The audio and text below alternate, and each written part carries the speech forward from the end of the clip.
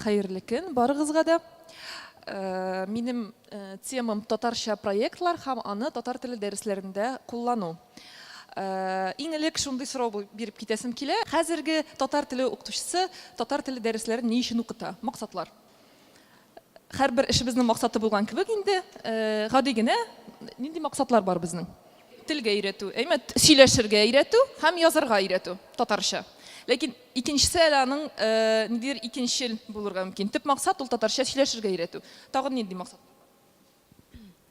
Татар тел дәресе ул икенче тагын бер әле әдәп дәресе дә. Шуңа күрә монда тел мөхитенә аларны алып керү, үзебезнең телебезнең байлыклары белән таныштыру һәм әдәп әхлак дәресләре бирү дип саныйм татар телен. Тагын нинди вариантлар бар сезнең? Телне ярату. Менә киләсе слайдны күрсәтерсең әле Гүзәлия. Мин дә шундый гади генә максатлар билгелим үземнең дәресләремә. Иң элек сөйләшергә өйрәтү билгеле. Татар мәдәнияте, тарихы белән таныштыру. Димәк, татар теле укытучысы әле ул татар теленә сөйләшергә генә өйрәтми, аның функциясе күбрәк. Ул тарихны да өйрәтә, ул мәдәниятне дә өйрәтә. Чөнки безнең, сез беләсез, татар тарихы керми, коры тел белән генә берниндидер эчке хисләр уятып булмый инде. Мотивация дип әйтәбез инде без аны башкача, һәм халыкның менталитеты белән дә таныштыру әле. Татарлар нинди? Алар бит аерыла башка халыклардан, аларның үзләренә хас кына ниндидер сыйфатлар була һәм башкалар. Һәм татар баласы булган очракта анда милли үз аң булдыру. Бу һичшиксез. Һәм өченчесе, әлбәттә, татар укытучы хезмәт итә, татар теле кулланылышын арттыруга һәм телне актуальләштерүгә. Шулай бит, актуальләштерү ни дигән, нәрсә дигән сүз инде? Димәк, сез укучыларга аңлатасыз, менә бу телне хәзерге дөньяда кулланырга була, аны кулланырга кирәк, ләкин сүз белән генә түгел, ниндидер чаралар һәм кулланмалар аша. Күрдегезме дип? Бу Рашадның мисалында бик яхшы күренә инде. Ни өчен моны билгеләдем? Үзебезгә аңлар өчен, үзебезнең эшебезнең максатыбызны һәм үзебезнең миссиябызны аңлар өчен мәктәптә эшләүнең. Шулай бит, соңгы көннәрдә ул бигрәк тә актуальләшә. Андый сүзләр. Татар теле укытучысы ул башка укытучылардан аерылып торырга тиеш. Мәсәлән, мәктәптә татар теле укытучысы бара икән, сорарга тиешләр. Бу нинди укытучы дип, башкалар мәсәлән серый масса, татар теле укытучысы шундый йолдыз.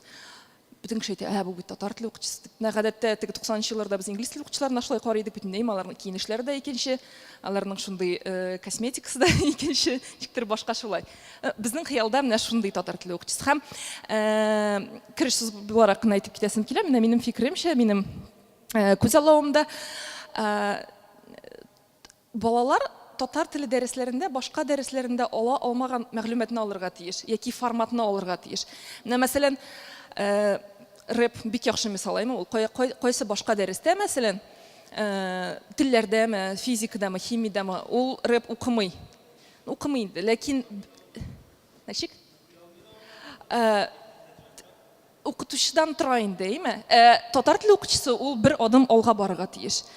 Бу безнең, бәлки бу безнең ролебезне арттыра, безнең эшебезне арттыра, ләкин шул ук вакытта ул безнең әһәмиятебезне дә күрсәтеп тора мәктәптә, Хәзерге көндә татар теле укытучысының кирәкле икәнен күрсәтеп тора.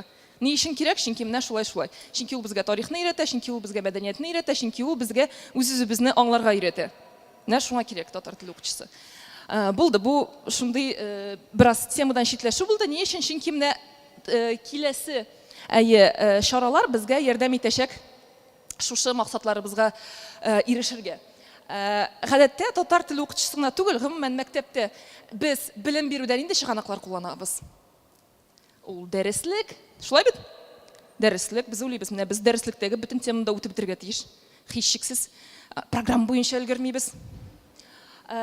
Таблицалар, схемалар, карточкалар, бөтен татар теле укытучысының теге киштәсендә артта актарансаң, анда инде 90-нчы еллардан бирле тора торган таблицалар бар. Аны никтер ул һаман җыя, кирәк дип уйлый аларны, шулай бит.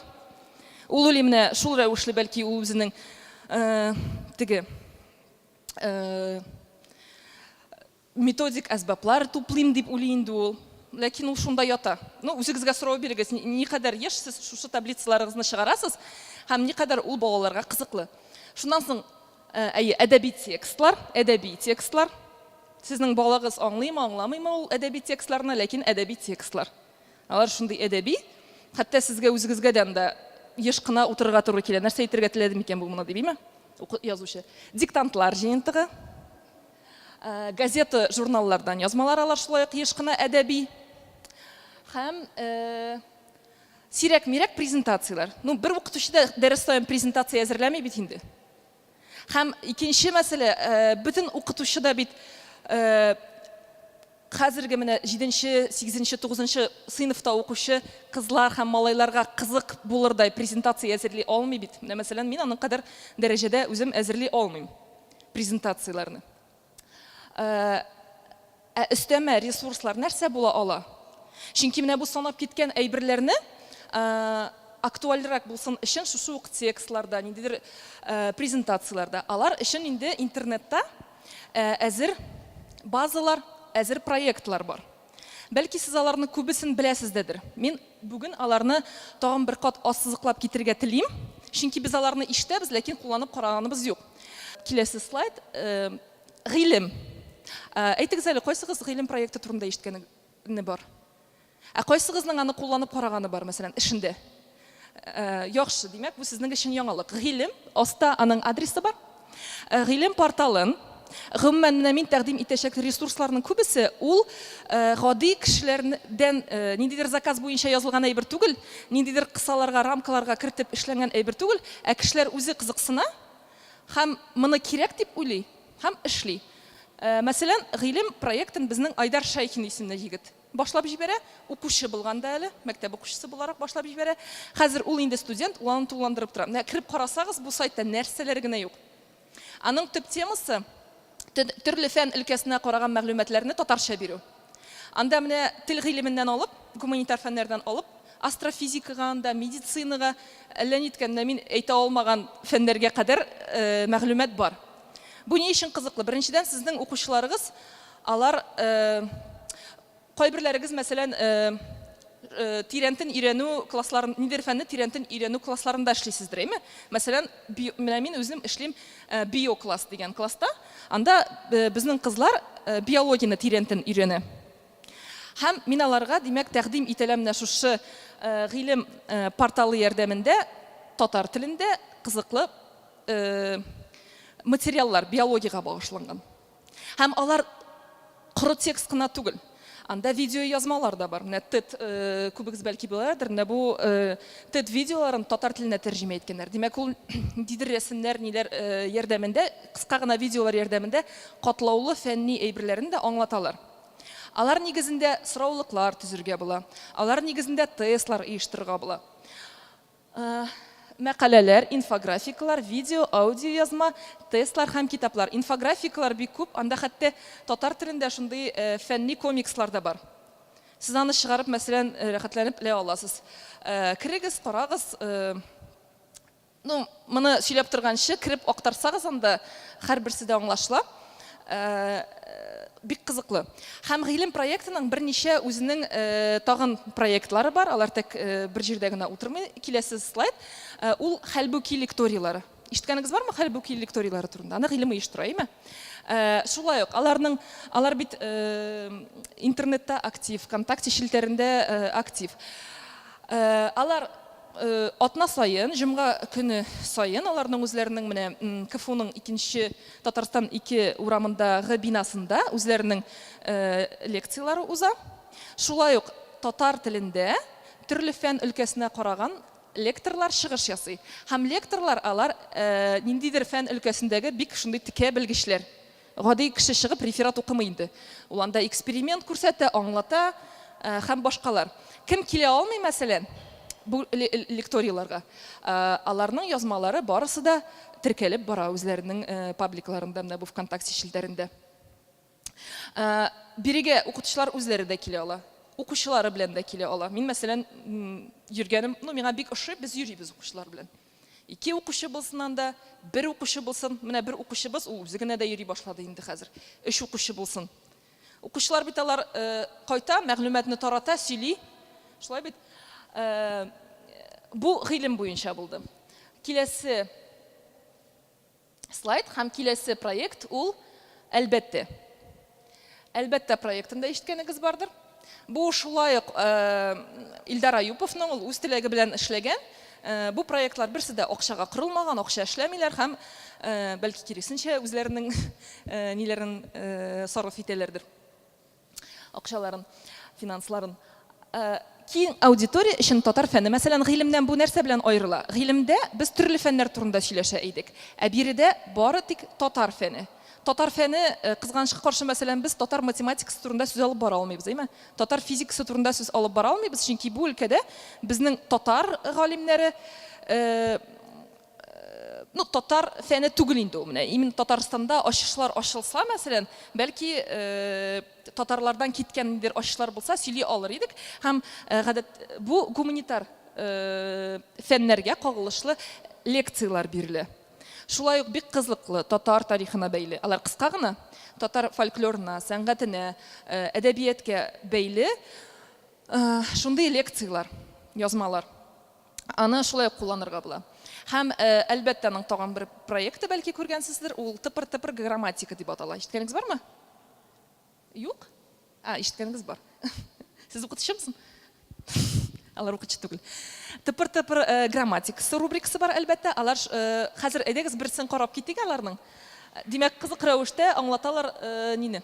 Татар теленең грамматикасын.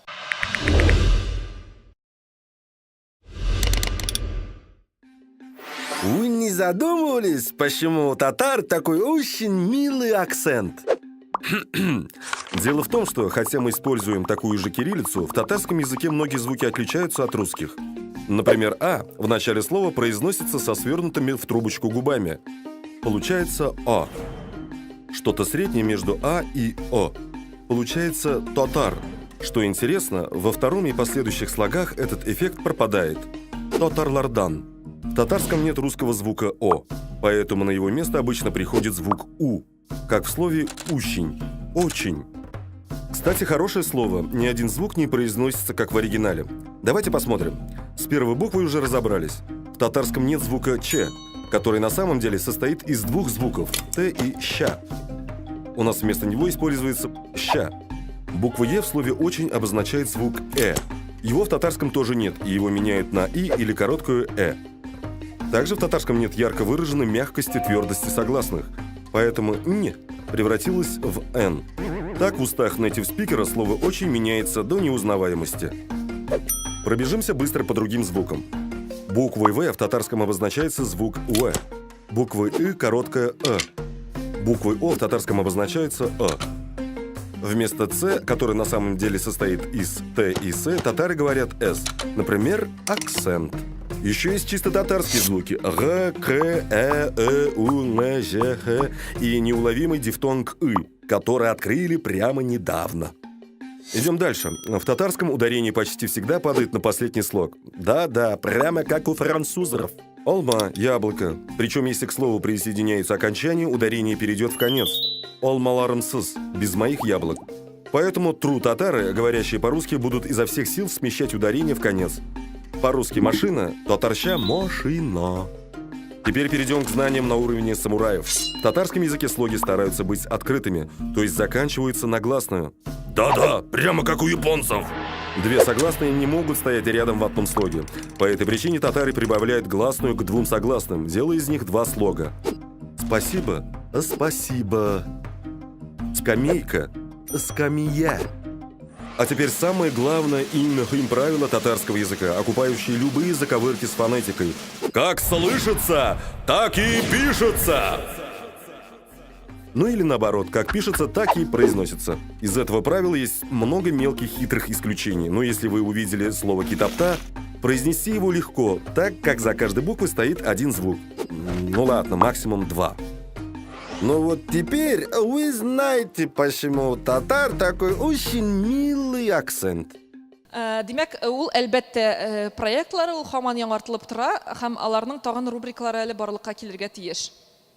Киләсе чыганак ул «Учим татарский». Моны барыгыз да беләдер инде. Ул ВКонтактеда иң күп мәгълүмат туплаган һәм иң күп кулланучы дип әйтә алам. Монда 45 меңгә якын кулланучы әлеге пабликта теркәлгән һәм аларның географиясе киң.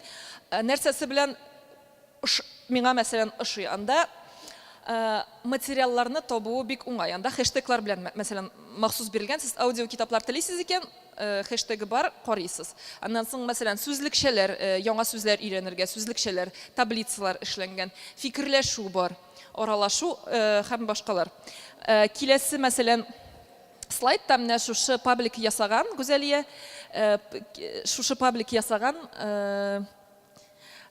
менә шундый рәсем бар. Менә бу Учим Татарскийда ясалган. Шулай ук бик яхшы кулланма миңа калса, чыгарасыз, кирәк икән элеп куясыз, кирәк икән элмичә генә күрсәтәсез. Киләсе слайд. Шулай ук менә сүз байлыгын арттыру. Матур бит. Чөнки күбебез без бит, мәсәлән, Photoshop'ta куллана белмибездер инде укытучылар. Булган әйберне куллана белергә генә кирәк. Материаллар чынлыкта бик күп. Киләсе слайд. Менә Җиһан проекты, шулай ук ВКонтакте шелтәрендә һәм аерым үзләренең Җиһан.татар үзләренең сайтлары бар. Сез мине белдерергә телисезме? Аларның үзләренең шигъре һәм максаты татар телендә дөньяны яхшыга таба үзгәртик. Менә бу паблик нәрсә белән кызыксын. Әлеге проектны алып бара мәктәп укучылары үзләре. Рашатның укучылары ялгышмасам. Ләкин шул ук вакытта анда 1500-дән артык кулланучы. Димәк, укучылар үзләренең дә телен камилләштерә бирде.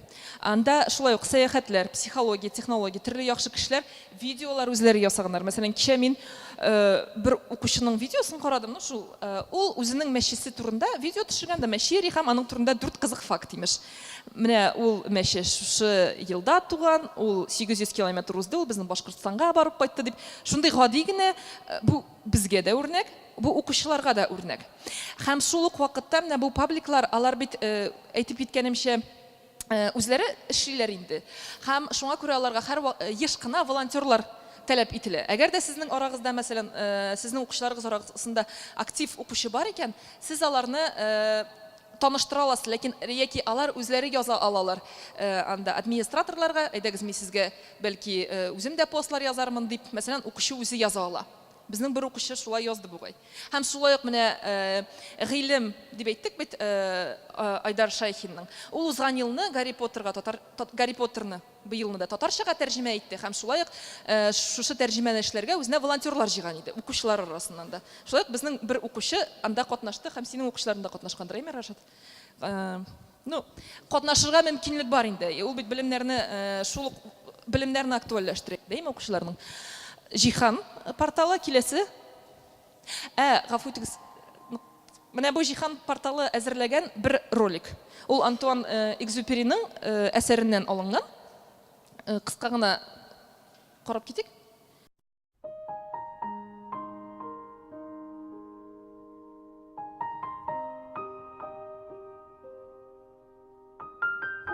Я Раббым, мугъҗиза һәм тылсым сорамыйм. Һәр көн көч бирсәң иде. Мине кечкенә адымнар сәнгатенә өйрәтсәң иде. Мине игътибарлы һәм тапкыр итсәң иде. Көн мәшәкатьләре арасында туктап торып, мине дулкынландырган ачышлар ясарга, вакыйгаларны күңел күзе белән күрергә насыйп итсәң иде. Мине гомер агымын дөрес идарә итәргә өйрәтсәң иде. Мөһим әйберләрне вак мәсьәләләрдән айырыр өчен тыю сәгатен бүләк итсәң иде. Кирәкмәгәннән тыелырга һәм шама белергә, тормышымны сикереп яки үрмәләп үтәргә түгел, көн агымын мантыйклы көйләп оештырырга мөмкинлек бирсәң иде.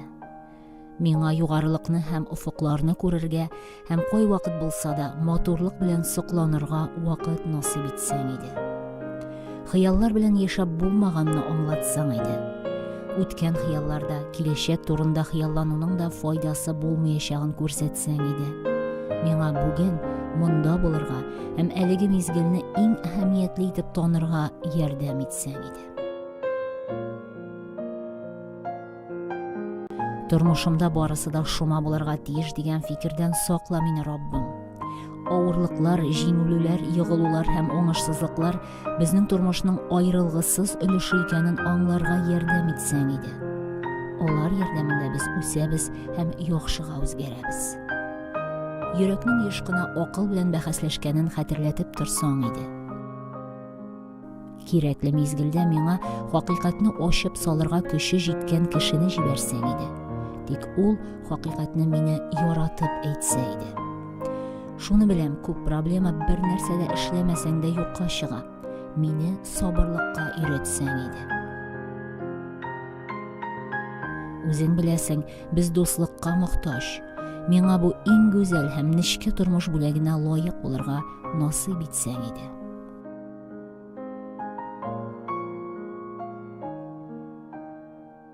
Миңа бай эчке дөнья бирсәң иде. Кирәк булган вакытта, кирәк булган мизгелдә, кирәк булган урында кемгәдер ихтияҗы булган җылылыкны бүләк итәргә ярдәм итсәң иде. Миңа тормышның иң төбендә булган кешеләргә дөреслекне ишеттерергә көч бирсәң иде. Тормышта нәрсәдер югалтудан курку хисеннән мине сакласаң иде. Миңа мин теләгәнне түгел, ә чыннан да миңа кирәк булганны бирсәң иде. Мине кечкенә адымнар сәнгатенә өйрәтсәң иде.